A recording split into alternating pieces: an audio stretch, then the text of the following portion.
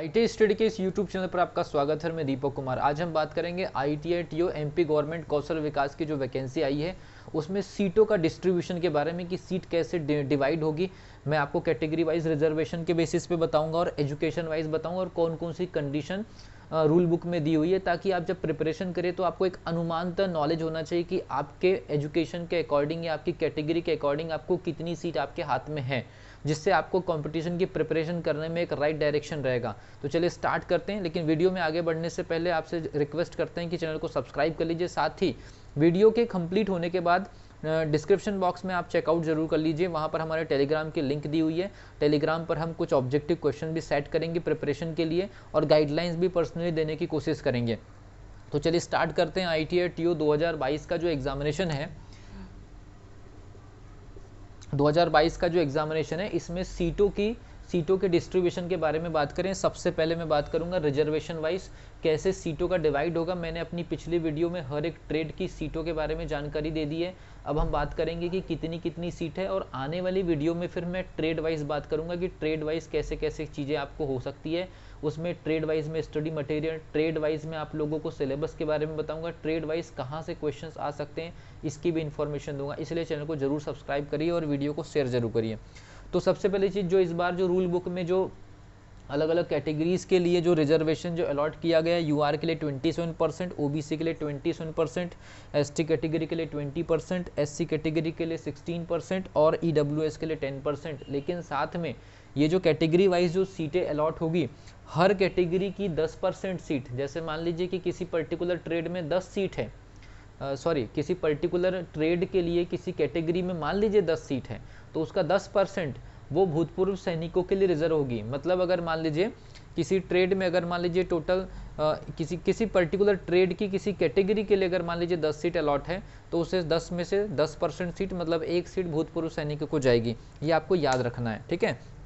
फिर हम बात करते हैं, ये तो हो गया रिजर्वेशन वाइज, ये तो ऑलरेडी रूल बुक में हर साल सेम रहता है, इसमें ज़्यादा कोई चेंजेस नहीं होते। मेन चीज़ यहाँ पर है एजुकेशन वाइज जो सीट कैसे डिवाइड होगी, ये सबसे ज़्यादा इंपॉर्टेंट है समझने वाला। तो मैं आपको बता दूं इस पर्टिकुलर वैकेंसी के अंदर सबसे ज़्यादा जो सपोर्ट जो किया गया है वो डिग्री वाले स्टूडेंट और डिप्लोमा वाले स्टूडेंट्स को फेवर किया गया है। कैसे आपको समझने की ज़रूरत है। और जो स्टूडेंट आईटीआई स्टूडेंट है या आईटीआई के बेसिस पर फॉर्म भरेंगे, उनके लिए जो गाइडलाइंस समझना बहुत ज़रूरी है, ताकि आप अपनी प्रिपरेशन को राइट डायरेक्शन दे सके। और आपके लिए कंपटीशन काफ़ी टफ होने वाला है। ऑलरेडी सीट बहुत कम होने की वजह से कंपटीशन बहुत हाई है, लेकिन आईटीआई स्टूडेंट्स के लिए प्रॉब्लम ज़्यादा है।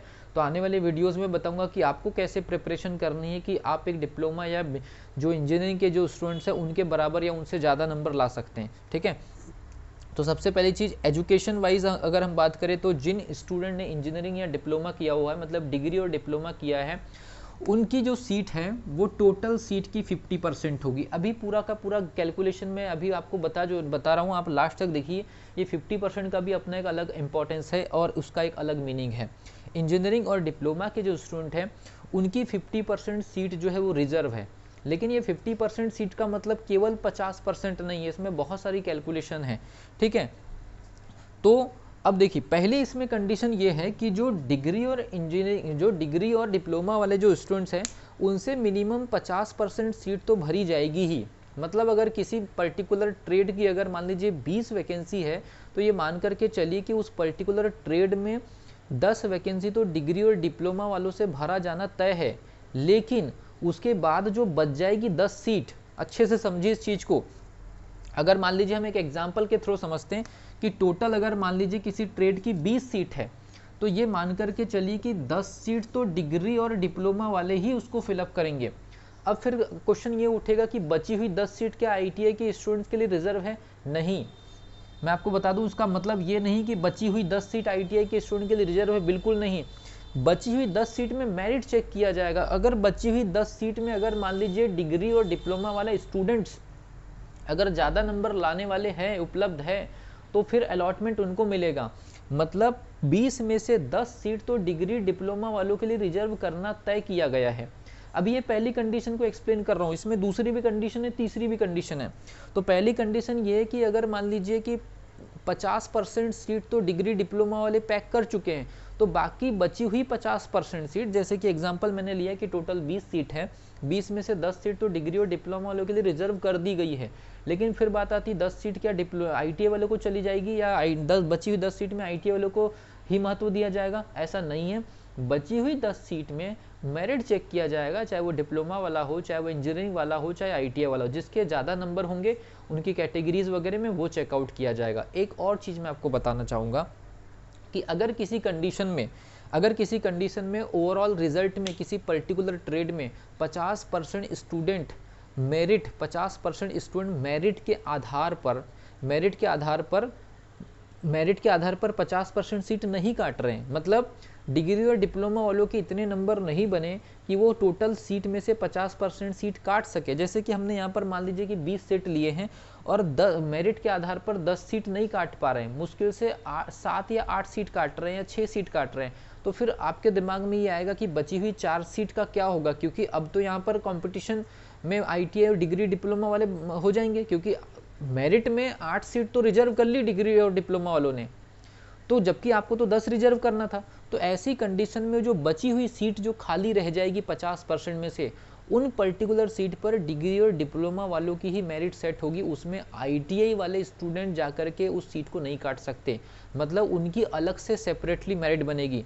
मान लीजिए कि टोटल सीट 100 है, उसमें से 40% सीट डिग्री डिप्लोमा वाले काट रहे हैं मेरिट के आधार पर, और फिर बच गई 10% सीट, क्योंकि 50% सीट काटना था, तो उन 10% सीट में मेरिट के आधार पर ITA वाले स्टूडेंट भी आ सकते हैं, लेकिन उनको जगह नहीं दी जाएगी। उस 10% सीट में अलग से मेरिट बनाई जाएगी डिग्री और डिप्लोमा वालों की, और फिर 50 उनको कंप्लीट किया जाएगा। मतलब कुल मिलाकर के एक ही बात है, डिग्री और डिप्लोमा वालों के लिए ऑप्शन ये है कि उनकी 50% सीट तो पैकअप जैसे तैसे करना ही है, उससे ज़्यादा भी अगर होती है, मतलब 50% तो कंफर्म है, उसके ऊपर अगर मान लीजिए ज़्यादा नंबर वाले स्टूडेंट डिग्री डिप्लोमा वाले आए, तो ITA के स्टूडेंट से अगर उनके नंबर ज़्यादा है तो डिग्री डिप्लोमा वालों को ही इम्पोर्टेंस दिया जाएगा। फिर तो ये ज़्यादा मतलब 50% रिजर्व है, 50% से ज़्यादा अगर डिग्री डिप्लोमा वाले काट रहे हैं तो काट सकते हैं, कोई प्रॉब्लम नहीं है। लेकिन अगर मान लीजिए 50% से कम सीट काटते हुए स्थिति बन रही डिग्री डिप्लोमा वालों की मेरिट के आधार पर, तो एडजस्ट करके उनको 50% कराया जाएगा। अब एक और कंडीशन ये आती है कि क्या ये 50% सीट कैटेगरी वाइज भी होगी?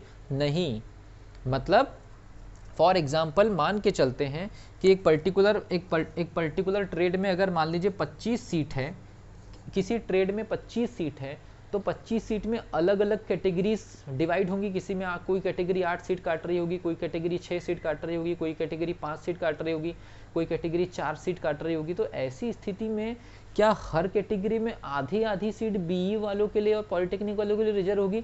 ऐसा कुछ भी नहीं है। अगर मान लीजिए 25 में से कोई 13 सीट, कहीं की भी 13 सीट हो सकती हो, चाहे कोई ST कैटेगरी हो या SC कैटेगरी हो, चाहे EWS हो, चाहे वो UR हो, चाहे आपका OBC हो, कहीं की भी 13 सीट अगर डिग्री डिप्लोमा वालों ने काट लिया है, अच्छे से समझिए इस चीज़ को, कहीं से भी अगर मान लीजिए 25 में से 13, मतलब इसको हम आधा मान रहे हैं, मतलब 50% सीट अगर मान लीजिए कोई 2 कैटेगरी वालों ने ही 50% सीट अगर डिग्री डिप्लोमा वालों ने बना करके दे दी है, तो फिर मेरिट खुल जाएगी। मेरिट खुल जाएगी का मतलब है उसके ऊपर जो भी स्टूडेंट होंगे उसमें सिर्फ ये देखा जाएगा कि मेरिट किसकी अच्छी है। जिसकी मेरिट अच्छी हुई, चाहे वो ITA वाला हो, चाहे वो पॉलिटेक्निक वाला हो, चाहे वो BE वाला हो, उससे कोई लेना देना नहीं है। मतलब अगर मान लीजिए कि 8 सीट UR से कट गई और 5 सीट मान लीजिए OBC से कट गई, तो टोटल 13 सीट हो गई, और वो 13 की 13 सीट अगर मान लीजिए डिप्लोमा वालों और डिग्री वालों ने काट लिया है, तो फिर आपको यहाँ पर एक चीज़ सोचने की जरूरत है कि जो ST SC के जो स्टूडेंट होंगे, मतलब एक बची हुई कैटेगरी में जो भी सीट होगी, तो वहाँ क्या आधा आधा होगा डिग्री डिप्लोमा वाला का? बिल्कुल नहीं, वहाँ सिर्फ और सिर्फ मेरिट देखी जाएगी।